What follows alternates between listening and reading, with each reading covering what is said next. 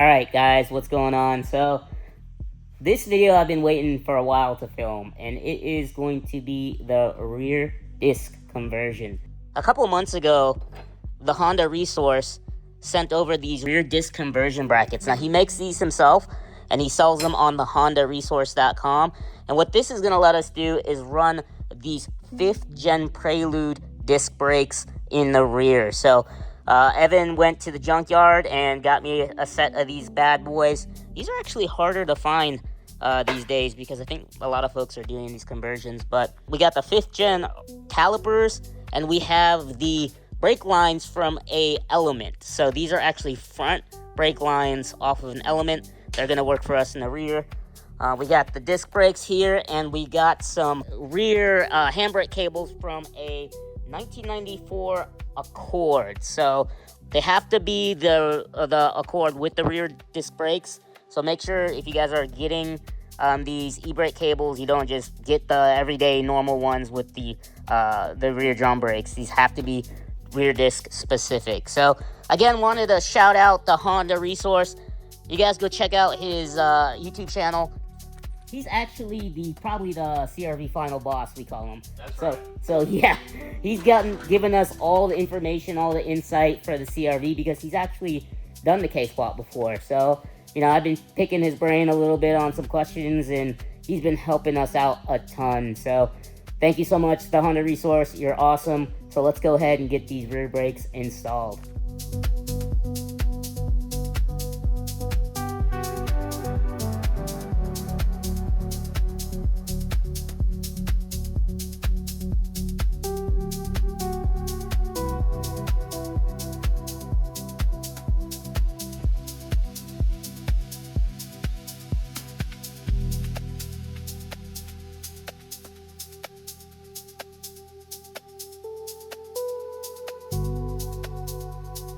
So the boys actually have already started tearing up the rear end here and taking these drums off. Danny, what you guys going on here? Yeah, we just gotta rip all the stuff out, cut off this rear backing plate for the drum, and stick everything on there, really. Yeah, it's pretty straightforward. It would be easier if we had bearings to change, but I think we'll, like Danny said, just have to cut through the back here. But there's 3 bolts and the back end of the hub that hold this whole assembly on. So we'll take that off and hammer this assembly off, and then try to figure out something with the drum. But Danny's just gutting it anyway. We don't really need it, so. Yeah, no one else is gonna use it, so. Yeah, it's all trash. And Evan's doing the same thing over here on this side.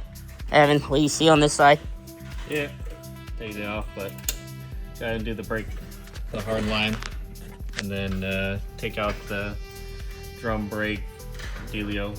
Okay, sounds good. All right, so yeah, we're just gonna rip this thing apart, and we'll film a little bit putting it in, but taking it apart is pretty straightforward. I'll show you the 3 bolts back here that we're talking about. So the bolts back here are behind the hub. These are the ones that we're talking about. They hold this whole hub assembly in, and we'll be able to knock out this entire setup. So we will have to take off the axle nut, I suppose, to get to it.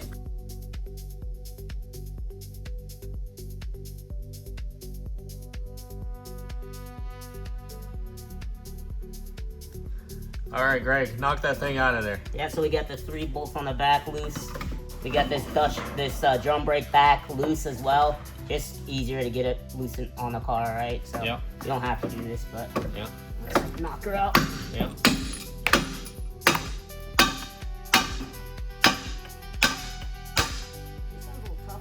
This one's tighter. All the bolts are out right back there. Yeah. No, they're not. Well, we might need. Hit it with your purse. Oh, please. Here, you hit it. You're so wet. Let's see you do it. Here, hold this. Make sure it don't fall on the floor. Right. Sure. Oh yeah, that's right. That is true. He's got a point. All right.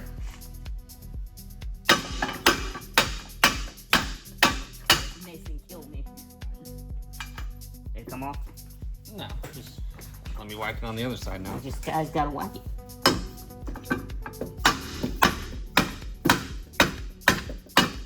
Oh yeah. A little crusty in there. A little crusty.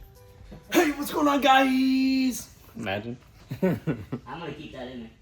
Doubt it. All right, we're gonna cut this dust cover off. So you see here, there's this little ridge, and like angle grinder is like gonna hit that before. So Might have to hit the bolt and then pry it off. maybe hit the bolt and pry it off, but Make it like a pizza.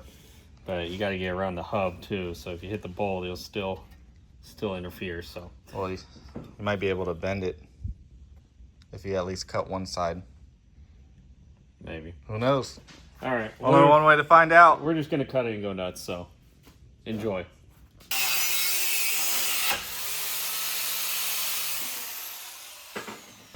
All right, so cutting these brake.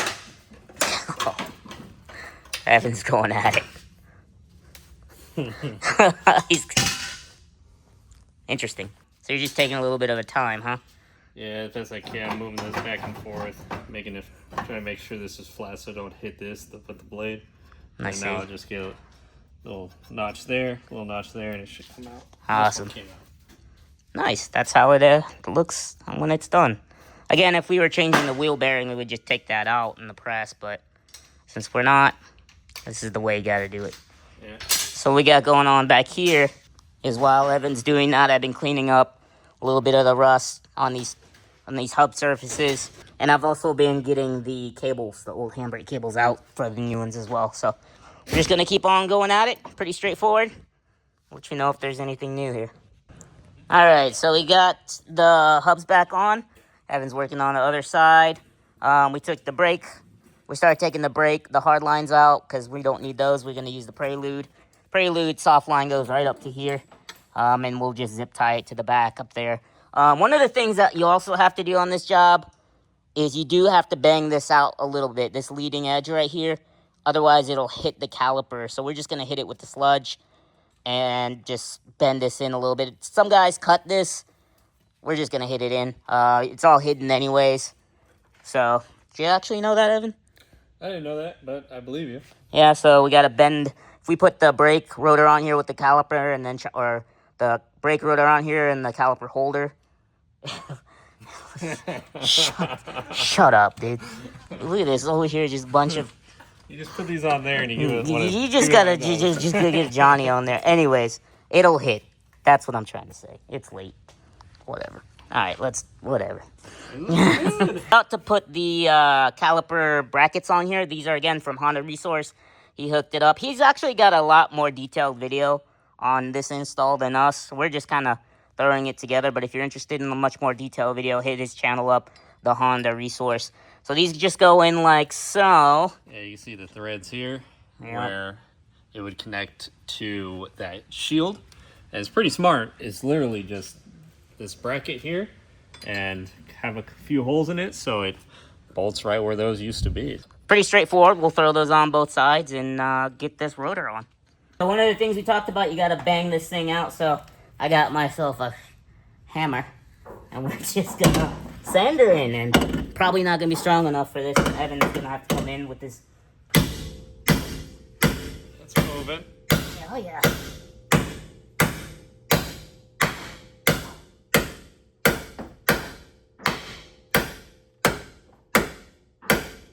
Good thing this thing needs an alignment, otherwise.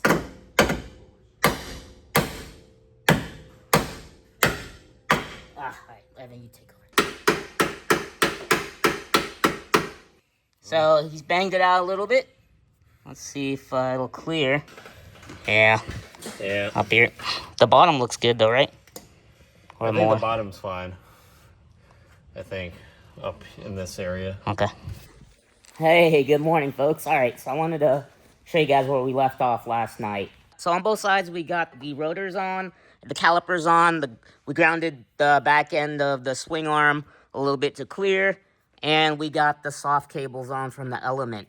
So the only thing really left on this is the handbrake cables, which we'll do in just a second, and getting the brake pads on. Now, this is a special. The piston on this is a spin type, and I only have the push type. So Evan's going to bring that over. And in the meantime, we're just going to wrap this up with the handbrake cables or the e-brake cables. Those should be pretty straightforward. I do have to jump into the cab and disconnect them from the inside, but once that's done, we'll feed them through and wrap this thing up in pads and bleeding. Looking good. So I wanted to show you guys what I got here. I just took apart the handbrake assembly. One of the things that I was trying to figure out with the shifter box when I built it, it's actually hitting the lever. So if I put this all the way down and put it to where it's supposed to, you can see here that it won't clear this bar. So I was thinking, hey, maybe we do a hydraulic brake or something crazy like that. But the first thing I'm going to try is just adjusting the cables so that the start point or the bite point is actually after this little bar. So the start point would be right there, and that way it could just rest on that and not be engaged. So I'm going to try that. Hopefully that fixes the problem, because I don't want to do any more custom stuff with this, Johnny. But yeah, so everything's ready here. Pulled the cables out. Let's get under the car.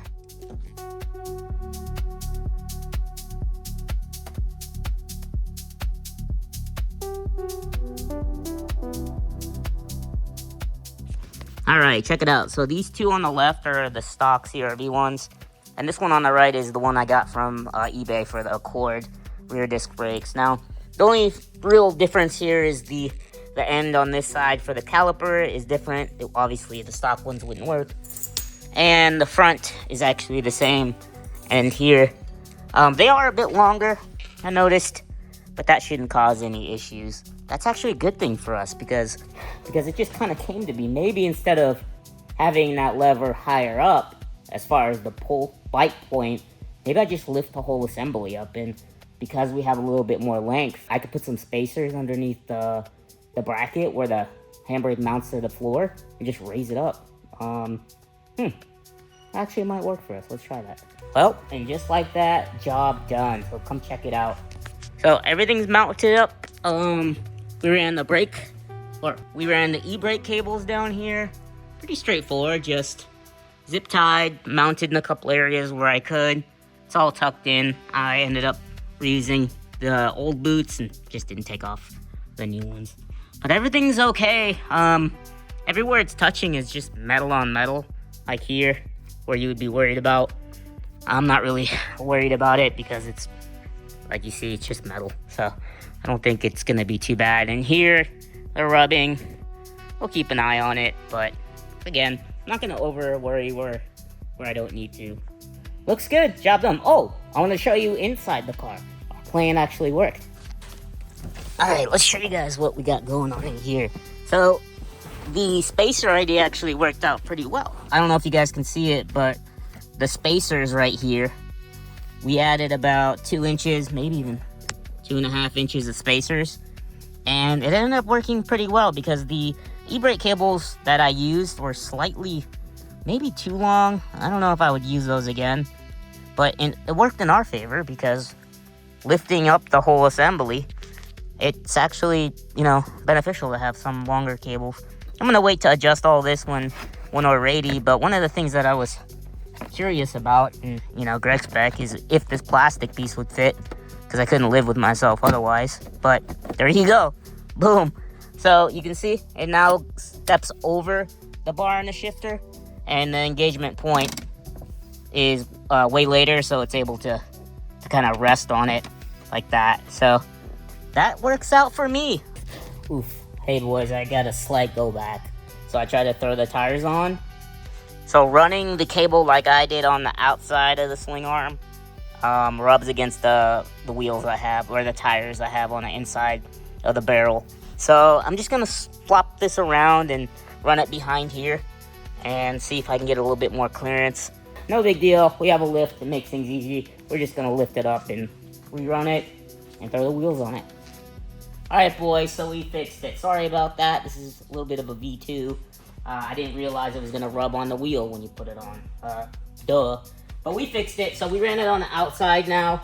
It's a little bit more risk of rubbing against the swing arm like this. I know last time I said it'd be alright, but this time we went ahead and put some silicone rubber or hose on there and zipped her up pretty good. So just in case she rubs, you guys might not have that problem if you're running a smaller tire, but it's pretty close anyways. I'd go ahead and do it like like this and run it on the inside to make sure you don't rub at all. But yeah, so I'm gonna throw the wheels on it, and job well done. Again, the Honda resource, thank you so much for your brackets. Without these brackets, you can't do this job. So I'm gonna throw in the link to his website. He's got all kinds of cool stuff for the CRV. That's why he's like the CRV final boss, we call him. He's an awesome dude. Go check out his site. And that's gonna do it for this video. So appreciate you guys for watching. We'll see you later.